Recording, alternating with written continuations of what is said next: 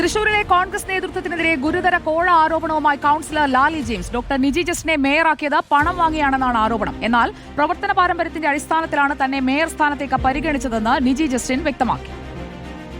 അവസാനഘട്ടം വരെ ചർച്ചയിലുണ്ടായിരുന്ന മേയർ സ്ഥാനം നഷ്ടപ്പെട്ടതോടെയാണ് ലാലി ജെയിംസ് ആരോപണങ്ങളുമായി രംഗത്തെത്തിയത്. സംസ്ഥാന തലത്തിലുള്ള ദീപാദാസ് മുൻഷിയും അല്ലെങ്കിൽ ICC ആളുകളായിട്ടുള്ള KC വേണുഗോപാലും ദീപാദാസ് മുൻഷിയൊക്കെ ഇവിടുത്തെ കേവലം തൃശ്ശൂരിലൊരു മേയറെ നിശ്ചയിച്ചു കൊടുക്കാന്ന് പറയുമ്പോൾ ഈ താഴെ തട്ടിൽ പണിയെടുത്ത ആളുകളുടെ ചകടത്തടിക്കുന്നതിന് തുല്യല്ലേ? 27 വർഷത്തെ തന്റെ രാഷ്ട്രീയ പ്രവർത്തനം ചൂണ്ടിക്കാട്ടിയായിരുന്നു മേയർ ഡോക്ടർ നിജി ജസ്റ്റിന്റെ മറുപടി. ഈ വിവാദങ്ങളെല്ലാം ഫേസ് ചെയ്തിട്ടാണ് ഞാൻ ഇവിടെ വരെ എത്തിയിരിക്കുന്നത്. അപ്പോൾ വിവാദങ്ങളിലൊന്നും നമ്മൾ പകയ്ക്കുന്ന ഒരാളാണ്. ഞാൻ പറഞ്ഞു 27 വർഷമായിട്ട് ഞാൻ ഈ പാർട്ടിയിൽ ഇവിടെ തന്നെ ഉണ്ട്. 4 തവണ കൗൺസിലറാകാൻ ലാലി ജെയിംസ് ആർക്കാണ് ഇതുവരെ പണം നൽകിയതെന്ന് വ്യക്തമാക്കണമെന്ന് DCC പ്രസിഡന്റ് ജോസഫ് ടാജറ്റ് തിരിച്ചടിച്ചു. മേയറിന് കാശ് മേടിക്കാന്നുണ്ടെങ്കിൽ കൊടുക്കണേനും മേടിച്ചൂടെ?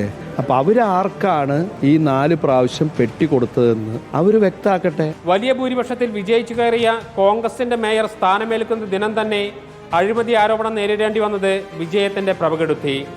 അതേസമയം 33 കൗൺസിലർമാരിൽ നിന്നും മേയർ തെരഞ്ഞെടുപ്പിൽ 35 ഉയർത്താൻ കോൺഗ്രസിനായി എന്നത് ആശ്വാസവുമാണ്. റിപ്പോർട്ടർ, തൃശൂർ.